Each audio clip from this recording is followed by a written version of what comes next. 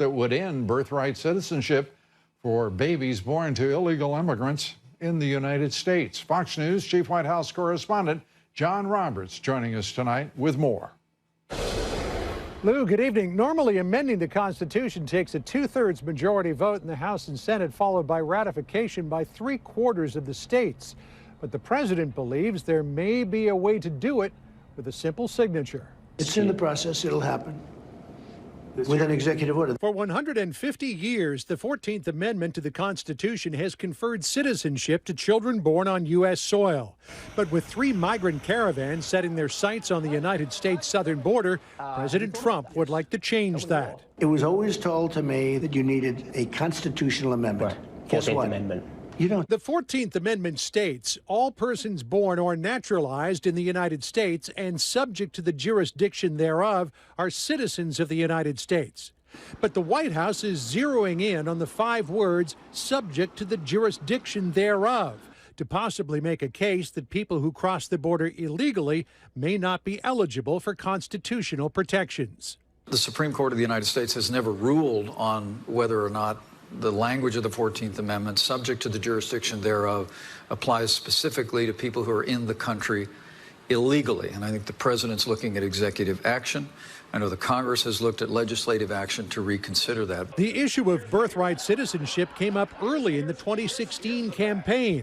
Donald Trump and Jeb Bush both highlighting the problem of what they called anchor babies and taking sharp criticism for it. If there's another term that I can come up with, I'm happy to hear it. Now, a week before the midterms, President Trump has picked up that torch again. We're the only country in the world where a person comes in, has a baby, and the baby is essentially a citizen of the United States for 85 years with all of those benefits. It's ridiculous. It's ridiculous. And it has to end. The United States is not the only country to confer birthright citizenship. More than 30 others, including Canada, also do. But some countries, like the UK and Australia, have rescinded birthright citizenship laws. While President Trump would like to end it with an executive order, leaders from his own party say the only way to do it is through a constitutional amendment. Well, you obviously cannot do that.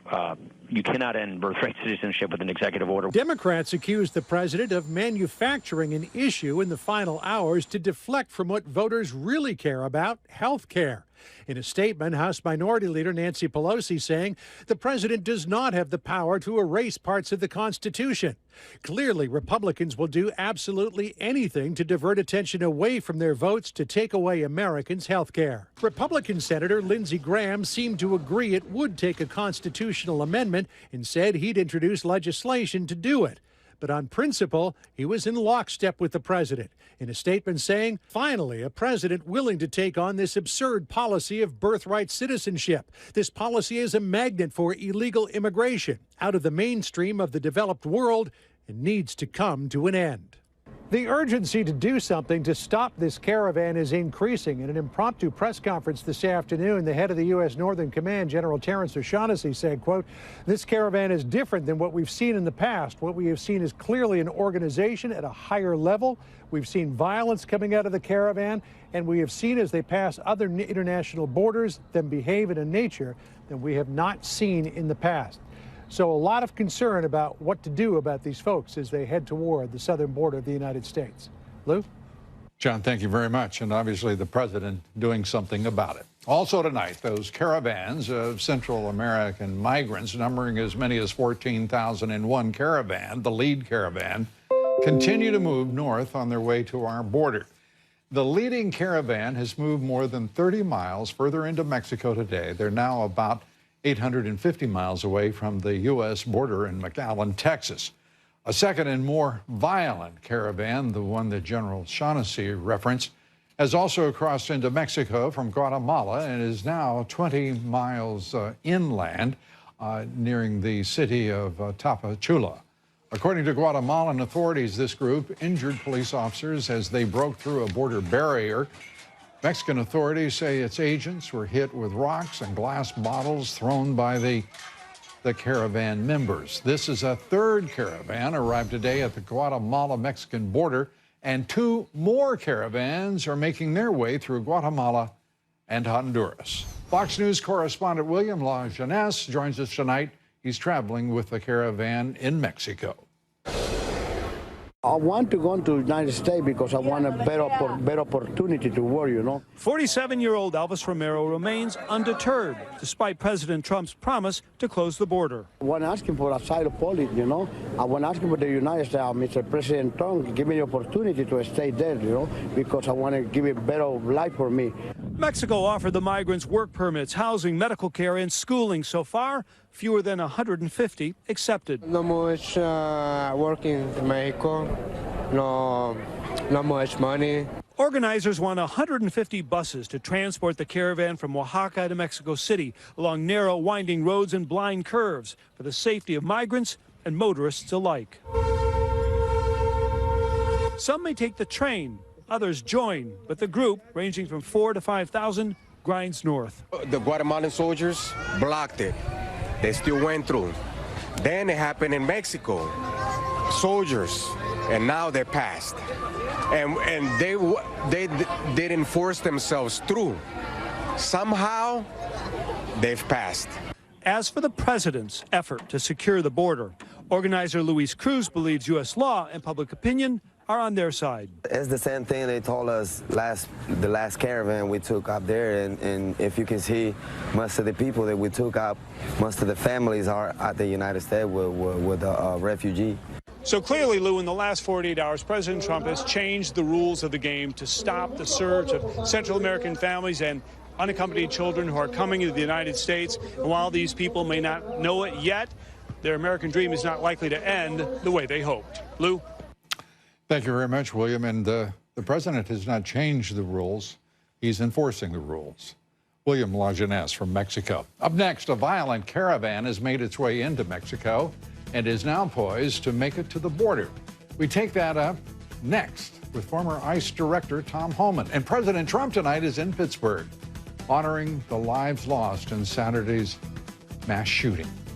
He is still, however, the target of scorn from some at CNN. The reason this is difficult is because the president has shown no interest in being the comforter in chief. It does reflect just his total inability so far to manage moments like this in a way that unite the country. President Trump heads to Pittsburgh to pay respects to the victims of the synagogue massacre, but he won't have much company there. Too soon.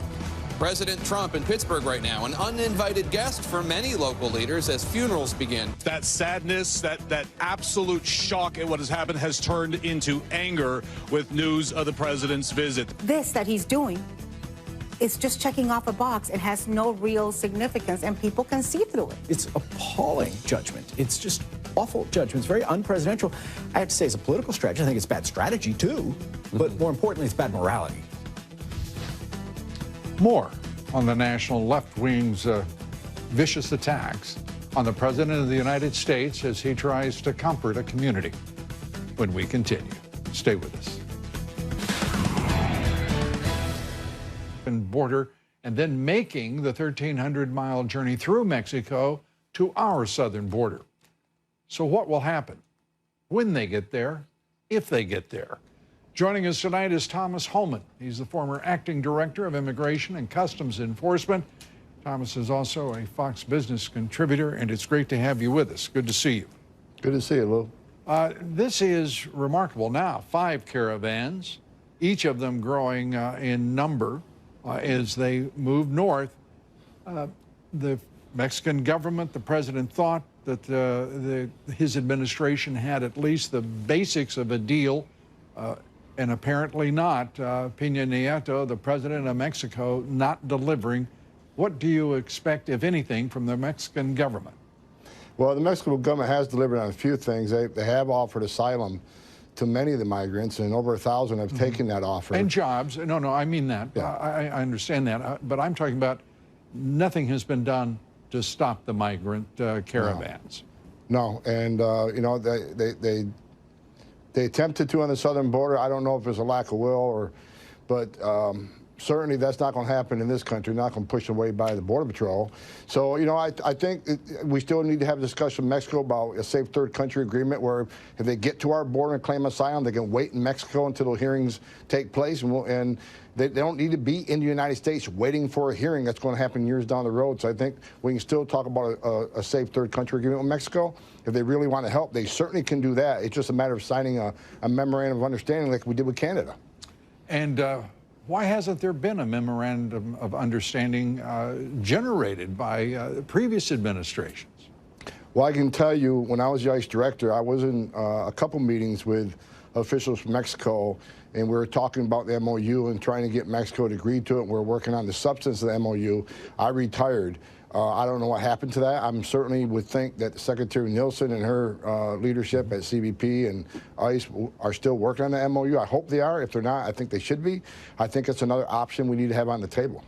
But at the time, Lou, at the time when I was involved, Mexico was pushing back on it. They didn't seem to be, you know, really offering their assistance in that. Well, they have been, as you know, Mexico in its own instance has been exporting their poor, their unskilled and relatively uneducated citizens north to the United States. And of course, there has been a vast interest in accommodating that with open borders because, in point of fact, the business lobby, principally the Chamber of Commerce, Business Roundtable, the Koch brothers, all wanted cheap labor. So that was convenient. Now we have somewhere between 22 and 30 million illegal immigrants, according to the Yale-MIT study, and more on the way, and acting for all the world like they are entitled to cross our border with impunity. Well, I think, and one thing we need to remember, Lou, also is the remittances. Look, billions of dollars a year go to Mexico and Central America from those in our country illegally sending money back. That's a big part of their GDP down there. So that's a big issue. These countries, they don't want to talk about it, but it's a reason for them to have an illegal population here working. And they don't want us talking either about the deadly drugs that are being smuggled across that border from those countries, but most especially, obviously, from Mexico, whether it's methamphetamines, marijuana, cocaine, heroin. This is also what the business lobby and the left in this country, joining up on the issue of open borders, has delivered to America. The Democratic Party has demanded the voters. The Republican Party has demanded cheap labor. Until now, with this president. Two things. First of all, I'm glad you brought the drugs up. Look, what's not being talked about, people say all these poor migrants coming to escape fear and persecution. They got to understand the cartels run the Mexican side of the border. And when they're pushing large groups of family units and children in one sector, the cartels are moving drugs and bad people to another area because they know the Border Patrol's tied up over here. That's why this just isn't an immigration issue. This is a truly national security issue. The cartels are playing this issue. They know exactly what they're doing. So I'm glad you brought that up. More drugs will come into the border when the Border Patrol agents are tied up with family units and children. And we have a problem, obviously, with the number of Border Patrol agents. The fact of the matter is that our Border Patrol it will be overwhelmed without military support. The president making it clear that he is not only sending these 5,200 troops to the border, but that there will be others to follow. Your judgment about how successful the Border Patrol, the U.S. military in support of the Border Patrol will be in stopping those caravans? I have full faith in the 20,000 American patriots wearing that uniform. And look, in the military, they're going to handle logistics for them. They'll be moving agents around. They'll be doing medical responses. They're going to be airlifting agents to certain sectors they're needed at. This is a great move. Look, we have a great president, right? He's going to secure this border within any legal means he can. That's what a great president does. And this president is doing that. So, again, I've said it many times. We haven't had a great president until this one for decades. Well, this president has done more for border security and law enforcement, the rule of law, than any president. I've worked for 6 of them, starting with Ronald Reagan. I respect them all. But no one's done more for border security and the rule of law than President Trump. He's a great president, and I'm glad he's sitting in the White House during times like this. Well, I certainly am as well, and I know, I truly believe the vast majority of Americans often the silent majority, but the vast majority of Americans support this president and are grateful for his leadership. I'm in a more granular notion, if you will. How do you expect the Border Patrol to deal if those caravans rush the border, as it appears the Mexican government is entirely content to allow them to do? Well, first of all, they're not going to do it to the Border Patrol did in Mexico. Border Patrol's not going to step aside and step back. Border Patrol's going to arrest them. And what I hope happens, I hope they get detained until they see a judge. Because if they get released, back to catch and release, many won't show up in court, and if they show up in court, get a final order, they won't leave. Back in 2014, when this first surge happened, we detained them until they saw a judge. 80% of them lost their cases. We filled planes of Central Americans that got ordered removed and sent them south, and because of that, the numbers went down dramatically. It wasn't until the Ninth Circuit said you can only hold them for 20 days that numbers started rising. If we detain them and see a judge, they'll see the fraudulent and frivolous claims they're making. They'll head home. It sends a strong message to Central America. We're a country of laws. You're not going to come up here and commit fraud and get to stay.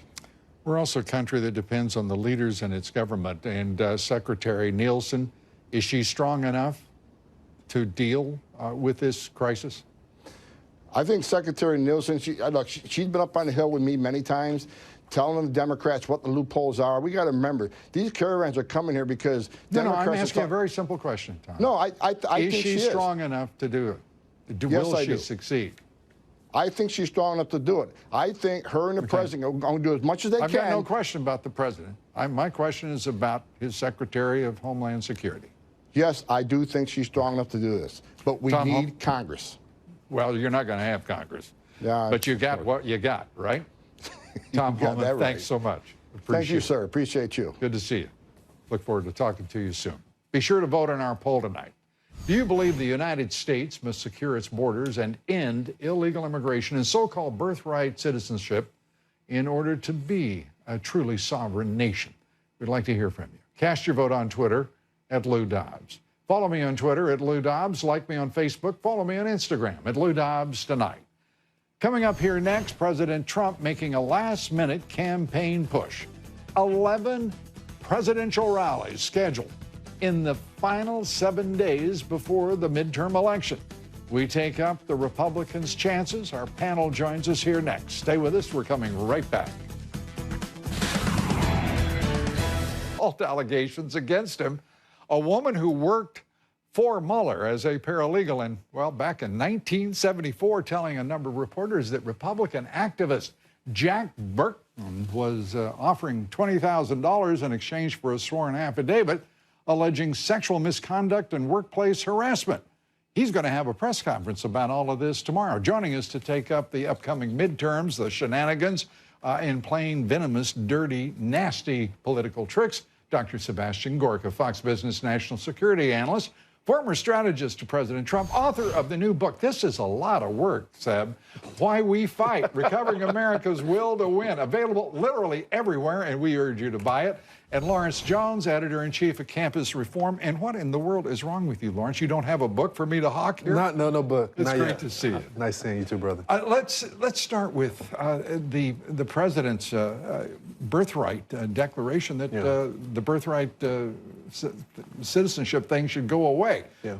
How do you feel about that? Well, you know I'm strong on immigration, Lou. This is why you bring me on the program. I'm tough on the border. That's not the reason at all. It's one of them. Look, I believe in the border wall system. I believe that the president has a right to secure America. This doesn't sound like it's going to end. That being said, I don't think the president is doing himself a favor by presenting this. First of all, it's going to go to the Supreme Court, Lou. No. Me and you've been doing this a long time, Lou. It's going to go to the Supreme Court, and judges like Roberts and Kavanaugh are not going to vote on the president's side on this. Really? They will side with the liberals. And so I think it's a losing strategy. Well, you have just dismissed the reason we brought you on. Congress should do their job. And, come on. And keep the illegals from coming into the country. Are you dreaming Congress is going to do its job? This is not going to get past the Supreme Court, Lou. You've been doing this a long time. Doesn't have to. You don't think they're going to challenge it to the Supreme Court? I said not right away. Okay. I didn't say it. What do you think, Seb? I think the president's won every single battle so far. If you look at the moratorium on travel, he went all the way to Supreme Court and he won that one as well. So this is his prerogative. His victory in 2016, Lou, for me, is the revenge of common sense. And this is just another common sense measure. There is an industry in baby factories, people coming here to have babies, and then they get citizenship. If the founding fathers had known about this, they would have had another amendment to make sure that there is... This is just wrong, Lou. It's wrong that you are stamping U.S. citizens out like a factory. But you know what is a reality as well, Sebastian? The Republican asked us for the House, the Senate, and the presidency. And they said that they would secure the border and fix this problem. This should not be executive orders to get this done. Why not? Why the hell did we send them there to do a job if they can't do it? Well, name the last Congress that we saw do their job. It's ridiculous. It should be an easy deal. This president has done more. Now, Lawrence, it's not the president, it's Congress that I'm talking about. Now you got here. Let's kind of just look at the facts. Yeah. The facts are 275,000 people. If we got that, put up this full screen, if you would, on birthright citizenship. There it is. The political establishment. Well, that's a quote. The political establishment that's trying to stop us is the same group responsible for our disastrous trade deals, massive illegal immigration, our economic and foreign policies that have bled America dry. That's what this president is trying to reverse. And by the way, you've got a lame duck speaker in the House of Representatives who says, and by the way, there's the 275,000. That's in 2014. Those are the latest figures. It's insane. Born to illegal immigrants in this country. That's 7% of the birth rate here in this country, Seb. This can't stand. And by the way, let's talk about what the president is doing. In addition, sending 5,000 troops, more on the way to the border. What's going to happen when those caravans get to the border? Will the Mexican government finally grow up and be responsible partners on that border? Seb? Well, if behavior to date, Lou, is any indicator, the chances are slim. But I think they're starting to realize that if they don't actually patrol and police their territory before they reach the border, there will be very serious consequences for the bilateral relations between America and Mexico. But whatever happens, our military, as they have done so for decades and decades, will provide manpower support to the civilian authorities. That's the federal agents, that's the CBP. I hate the idea. Lawrence, I hate the idea of the military being support forces. I'd rather our military be, and I understand the optics of it, but the reality is, why not put them straight on the line and secure the border and end the nonsense and tell the cartels, go to hell? Talk to the generals in the rules of engagement, because that's not a part of their authority right now. And quite frankly, Lou, I don't think the military is already stressed out. They're fighting wars that they shouldn't be fighting right now, and now we got to depend on them to secure the border. Why can't, again, I'm not going to let the Republican Congress off the hook. Why can't they get the Border Patrol? You haven't got a hook to put them on. And get the Border Patrol the tools that they need. These folks. The president won on a wall. Why can't they get the wall system done? And then we'd be done with this. You got to do more, Lawrence, than just throw your hands up in there and say, why? But you can't sign executive orders all day because the next administration is going to take it out. We've got 30 seconds, Seb, and you get it. Look, you can talk about Congress all you like. There's about half a dozen guys that have got the president's back. The rest are swamp creatures, even in the GOP. And the military's first priority is national sovereignty. There is no more natural mission than for them to protect our borders, period. And I think you used the 30 seconds with remarkable aplomb, if I may say. Dr. Sebastian Gorka, Lawrence Jones, thank you both for being here. The national left-wing media viciously attacking and smearing the president still, while they blame the president for political violence. We take that up. Their stunning hypocrisy, mendacity, and venom. Diamond and Silk, join us. We'll take that up. Right here in the studio. Next. Stay with us. Ended into a vicious assault on the President of the United States.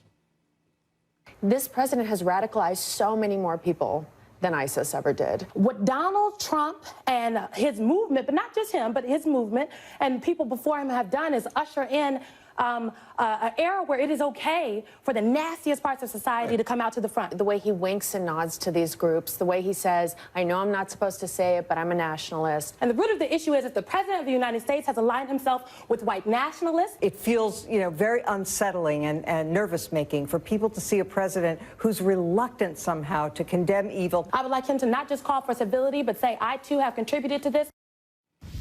Wow. Joining us now to talk about the national left-wing media's nasty, ceaseless attacks against this president, social media superstars, President Trump's most loyal supporters, Diamond and Silk. Great to have you guys here. Oh, thank you for having us. You watch that. I mean, this is a president who condemned this violence, this tragic mass murder in Pittsburgh. I mean, he couldn't have been more emphatic, more direct, clearer, and empathizing with those families today in Pittsburgh, and the attacks go on. Yeah, this is what the left-wing media do. This is what they do. It's a precipitous, vacuous, ignorant way of thinking of being, comparing our president to a terrorist as if he's exhibiting terroristic behavior. It's just I'm just like beside myself. What they don't understand is the president is making America great again for all Americans. And they don't want to get behind this president because their candidate lost. Let's go back to where the rhetoric started. It started when the left wing did not want to accept the outcome of an election. And then after that, they marched in the streets. They said the most nasty, damnable, derogatory things about the first family and the president. That's where it started. And you also have to remember that the left message is about resist. And they always continue to say, love trumps hate, but they resist the love that they're going to need to trump the hate that they continue to spew. And they don't understand that. It is lamentable. It is tragic, in point of fact, that the left-wing media has become something that it once, at least, if it may have been the same, but it disguised that contempt for conservatives, for the Republican philosophy, and for the party. Now there's just no constraint whatsoever. There is nothing that stops the venom that they spew, the bile that they stew in every day on the air. But you have to realize the Democratic Party, the left, they do not like the fact that Americans are thriving. As long as they can keep us suppressed and oppressed, they're happy. It's easier to be controlled. That's right. They're trying to control. And when you cannot control the masses, that's why you have them spinning the narrative. When we're winning, that's why you have them spinning the nasty narratives. That's why they're doing it. And to never give the man credit. And it's one thing, the viciousness of their attack, and they know it's baseless to suggest that his language somehow contributes to the madness of a murderer in Pittsburgh. But to not credit the man for all he's done for the economy, for every American, and is done in 21 days, whether it is stopping all of the missiles flying out of North Korea, or whether it is the lowest unemployment rate for women in 65 years, the growth of our economy, it's stunning. And they want to go into this election and say, we don't want to have this prosperity. We don't need this strength in our foreign policy. That's terrible for America. I mean, it's crazy. So why would we want to vote for them? Why? They didn't come to the table for tax cuts.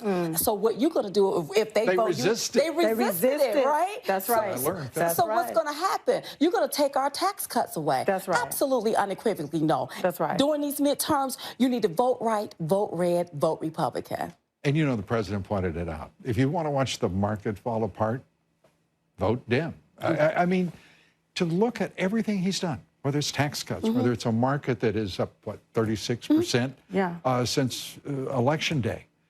Why would you want to throw all of that away. Right. And this is part of the Democrat tactics. Look at it. You know, you had the Democrat Party run this country for 8 years. What did they do for this country? Absolutely nothing but running into the ground that our president had nowhere to go but up. That's and right. that's why we are climbing to the top. We are making America great again. And you want to get out to the polls and vote. Vote right so you won't get left. Because if you don't vote... Vote right because... That's right. So you Vote won't, right so you won't get left. Because Yes. if you don't vote right, what's going to happen? We want to keep America great.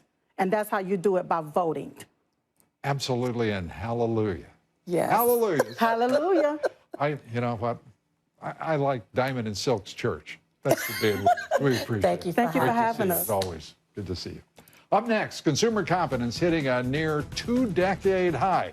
Listen to that. Consumer confidence at a near 2-decade high. The Trump economy continues to roar. We take that up, the latest market moves with the Wall Street Journal's James Freeman. We organized a higher market just for his appearance here tonight. And Fox Business Network's Susan Lee. They join me here next. Stay with us. We'll be right back. It's 5 o'clock in New York City, and this is The Five.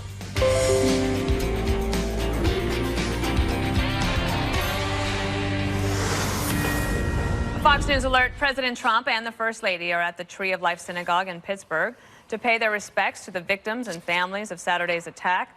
We're following the president's visit to Pittsburgh, and we'll have updates.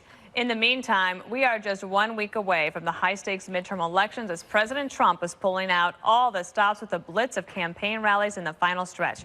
This, as Politico highlights how fierce the battle for control of Congress has become. Quote, some Republicans deep in Trump country have regained ground, but the handful of bright spots have been outweighed by a tidal wave of Democratic spending and voter support in the closing weeks of the midterm election. In recent days, House Republicans have rushed to fortify a surprise collection of GOP-held districts in a half-dozen states that were never expected to be competitive. So, where do we stand? Let's go to our very favorite Bill Hemmer. He's at the billboard with the latest on all the key races. How are you doing up there, Bill? Dana, good afternoon to you. Where do we stand, right? I'll show our viewers right now. By the way, this thing's supercharged this year, and you're going to see for good reason based on all the information we're trying to gather and tell a story through television for our viewers all across the country next Tuesday night. Where do we stand on the Senate side? We've crunched the numbers. This is where we believe we have lean and likely Republicans at 50 Senate seats, lean and likely Democrats at 45. 5 real toss-ups. According to our data right here in the middle, that's Florida, Indiana, Missouri, Nevada, and Arizona on the Senate side. On the House side now, as we go further in the map here, we believe these are the 27 true toss-up House races. Might be a few more, might be a few less, but 240 to 195 in the current House. This is where we believe the battle will be played out to figure out who takes control of the House after Tuesday night. Now, closing times, right? What, we're 7 days and 2 hours away from the polls closing. At 7 o'clock East Coast time, what do you look for that night? What do you key on? I think at 7 o'clock, Dana, you think about the Senate race in Indiana, good couple of House races in Virginia. I think you think about the governor's race down there in Georgia. At 7:30 as we move into North Carolina, also Ohio, a couple good House races there and a governor's race as well in the Buckeye State. We'll see whether or not Joe Manchin hangs on in West Virginia. Now we're deep into the 8 o'clock hour, and you see how much data is now coming into us here in New York. Florida, Missouri, a Senate race there. A lot of questions about how Pennsylvania plays out with the redistricting in the House. We'll move further west throughout the night, 9 o'clock, 10 o'clock. 11 o'clock California. If it's real close in the House, you have 5 to 8 toss-up seats in the House in California. I know you've got breaking news, Dana, so I'll kick it back to you. Well, we're excited to have you on election night. Thank you, Bill. We do have, I think, some video of President Trump. He is in Pittsburgh with the First Lady and Ivanka Trump and Jared Kushner. They are there to pay their respects to the victims of the synagogue massacre that occurred on Saturday at the Tree of Life Synagogue in Pittsburgh, Pennsylvania. There you see the First Lady paying her respects. There were many people there that said, in fact, including that rabbi right there, Rabbi Myers, who said that the president was definitely welcome to come to the synagogue. And the president had said that he had wanted to go from the moment he heard about it, and he wanted to make sure he wasn't going to cause any trouble because the president's footprint, of course, is large when he travels anywhere. So they decided to go today. There were 5 funerals today that were taking place, and there will be, of course, 6 more, unfortunately. We'll take it around the table here for thoughts about the images that we're seeing here. Jesse, I'll go to you first. Yeah, just very sad and depressing images right now watching this play out. Unfortunately, presidents of both parties have had to do this too many times over the last few years with regards to mass shootings. The president's always been a close friend of Israel. The Israeli people and the president have a very strong bond. His son, Jared Kushner, is Jewish, and as you know, the president, being from New York City, has long been a friend of the Jewish people and vice versa for many, many years. Sadly, this has been politicized by many people and are linking the president to the shooting. I don't see any linkage there, and he's had to punch back from that. Hopefully, you know, after this, we can all lay down our arms and stop attacking each other over senseless killings and pointing fingers and playing the blame game. But, you know, I don't have a lot of hope for that right now. The media is obsessed with blaming the president for all acts of violence in this country, regardless of political party and motivation. So, you know, this is something the president's going to have to deal with moving forward. But I just think today is a day where we should all just step back and let him pay respects and let this community heal. Greg, it was the worst attack in American history on a Jewish community, and the president and the first lady there with Rabbi Myers at the Tree of Life Synagogue. Yeah, I think it's important to remember the victims, but also to forget the killer. So it's it's good that we don't mention the person's name. It's good that we don't show the face of this guy, and there has to be a way to even move to. I mean, if he should be killed, but to erase him from the world completely. No one sets because so many times killers like these do such things for notoriety, and so what we should give them is the complete opposite: total 100% obscurity, where it's like he didn't exist. Right. Make him so he never existed. One thing that was really touching, Lisa, was the fact that the doctors there doctors and nurses that took care of the shooter that we won't name, as Greg rightly points out, they were Jewish, and they took as best care as they could of him. And one of the doctors from the Allegheny Hospital was talking about just how remarkable the Jewish community has been in Squirrel Hill. Well, and I think that's a remarkable statement of the doctor and the nurse. And I pray for the families who are laying to rest today, their loved ones. And I think that is important for President Trump to be there and say that there is absolutely no place in our society for anti-Semitism, and to denounce people like David Duke and the Louis Farrakhan's of the world. I know President Trump, as Jesse pointed out, his daughter is Jewish, his father or his son-in-law is Jewish, his grandchildren are Jewish. I think he has a special place in his heart for the Jewish community. So our thoughts and prayers are with them today as we honor them and as they are laid to rest. As we've seen in these videos, the First Lady is placing what you might not be able to see, that it's white roses that she is placing on each of those memorials there that are there for the 11 that were murdered. Juan, your thoughts? Well, it's a sacred moment, as you know, with people being buried. So I think that probably best for us to try to keep the families and obviously that community in our hearts. It's a difficult time, and it's complicated obviously by the politics, the question of whether or not the president should have gone there today, the fact that there are protests, the fact that some people had expressed concern, including, as has been widely circulated, the former rabbi of that synagogue saying that he's a purveyor of hate speech. So the question is, responsibility and the like. I mean, let it all go for now. I mean, right now it's just about, I think, a sense of common humanity with people who were slaughtered in their place of worship, and it's just horrible. It makes you wonder where we are as an American people over the last week. Bombs, gunfire of this kind, also gunfire in Kentucky where 2 black people were killed by a white supremacist. It's just very upsetting time to be in America. Well, and this was at a baby naming ceremony, no less. How evil does someone have to be to carry out an attack like this in a house of worship at a baby naming ceremony? The other thing is the other people that you saw in that clip were Steve Mnuchin, he's the Treasury Secretary, and then Ivanka Trump and her husband, Jared Kushner, who are spending their these years with the president at the White House volunteering their time and working on these issues. They traveled with the president and the first lady today. As I mentioned, the first lady placing white roses and the president placing stones. Jesse, I did want to ask you about something I think has been pretty remarkable about this story, is you learn more about the neighborhood of Squirrel Hill and just how close-knit this community has been over the years. People that we know that grew up there, that they've written about what a beautiful community it is and how they've come together. A rabbi I interviewed today that he leads a congregation about 15 minutes away. He said he doesn't know anyone in his congregation that wasn't affected by this massacre because they are so close. Right. When you go out beyond your workplace in the cities in Washington and New York, you see a country that's a lot different than what you see in the media.